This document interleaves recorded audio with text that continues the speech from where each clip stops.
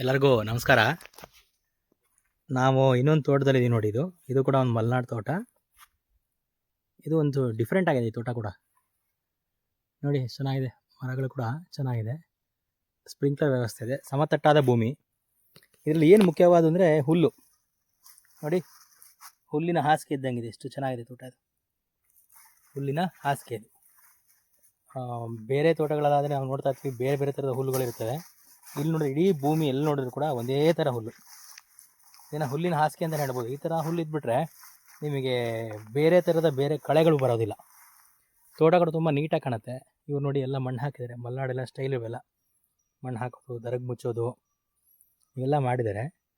ಜೊತೆಗೆ ಹುಲ್ಲು ನನಗೆ ತುಂಬ ಇಷ್ಟವಾಗಿದ್ದು. ಈ ರೀತಿಯಾದ ಹುಲ್ಲು ಸಾಮಾನ್ಯವಾಗಿ ನಮ್ಗೆ ಸಿಗೋದು ಕಷ್ಟ. ಯಾರೋ ಹುಲ್ಲಿನ ಹಾಸಿಗೆ ಇದ್ದಂಗೆ ನೋಡಿ. ಇದು ಬೆಳೆದಿರೋದ್ರಿಂದ ಬೇರೆ ಬೇರೆ ರೀತಿಯ ಯಾವುದೇ ರೀತಿಯ ಹುಲ್ಲುಗಳು ಜಾಸ್ತಿ ಬರ್ತಾ ಇಲ್ಲ ಇಲ್ಲಿ. ಇದು ಅವ್ರಿಗೆ ಬೆನಿಫಿಟ್ ಆಗಿದೆ. ಸೊ ಹಸುಗಳನ್ನ ಬಿಡ್ತಾರೆ, ಹಸು ಮೇಯುತ್ತೆ ಮತ್ತು ಕ್ಲೀನ್ ಮಾಡುತ್ತೆ, ಹಸುನೇ ಕ್ಲೀನ್ ಮಾಡುತ್ತೆ. ಸೊ ಹಾಗಾಗಿ ಇವರು ಕಲ್ಟಿವೇಷನ್ ಮಾಡೋದಿಲ್ಲ, ವೀಡ್ ಕಟರ್ ಬಳಸೋದಿಲ್ಲ, ಸರ್ಕಾರಿ ಗೊಬ್ಬರನೂ ಹಾಕೋದಿಲ್ಲ. ಕೇವಲ ಇಲ್ಲಿ ಬಿದ್ದಂಥ ಎಲೆಗಳು, ಮಣ್ಣು, ಕಾಡು ಮಣ್ಣು ಜೊತೆಗೆ ಸಗಣಿ ಗೊಬ್ಬರವನ್ನು ಬಳಸ್ತಾರೆ. ಉತ್ತಮವಾದ ಇಳುವರಿ ಕೂಡ ಪಡಿತಾ ಇದ್ದಾರೆ ಇವರು ನೋಡಿ. ಮರ ಕೂಡ ತುಂಬ ಚೆನ್ನಾಗಿದೆ, ಎತ್ತರವಾಗಿದೆ, ಆರೋಗ್ಯವಾಗಿದೆ.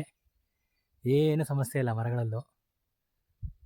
35 ವರ್ಷಕ್ಕೂ ಹಳೆಯ ಮರಗಳು ನೋಡಿ, ಎಷ್ಟು ಚೆನ್ನಾಗಿದೆ. ಸೊ ಈ ರೀತಿಯಾದ ತೋಟಗಳು ಕೂಡ ಕೆಲವೊಮ್ಮೆ ನಾವು ಕೂಡ ಬಳಸ್ಬೋದಾಗಿದೆ. ಮುಖ್ಯವಾಗಿ ನಾನು ಈ ವಿಡಿಯೋದಲ್ಲಿ ಹೇಳ್ತಾ ಇರೋದು ಇಲ್ಲಿನ ಹುಲ್ಲುಗಳು.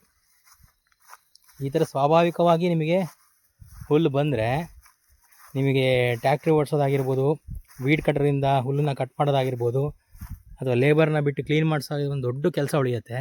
ಇದು ಕೂಡ ನಿಮಗೆ ಒಂದು ರೈತರಿಗೆ ಬಜೆಟ್ ಕೂಡ ಉಳಿಯುತ್ತೆ, ಖರ್ಚು ಕೂಡ ಕಡಿಮೆ ಮಾಡುತ್ತೆ. ಸೊ ಹಾಗಾಗಿ ನಿಮ್ಮೆಲ್ಲರೂ ಕೂಡ ಇದನ್ನು ತೋರಿಸೋಣ ಅಂತ ನಾನು ಈ ವಿಡಿಯೋವನ್ನು ಮಾಡಿದ್ದೀನಿ. ತೋಟನೂ ಚೆನ್ನಾಗಿದೆ ನೋಡಿ. ಪಕ್ಕದಲ್ಲಿ ಮಳೆಗಾಲದಲ್ಲಿ ಮಾತ್ರ ಇಲ್ಲಿ ಭತ್ತನ ಬೆಳ್ಕೊತಾರೆ, ಖಾಲಿ ಜಾಗದಲ್ಲಿ.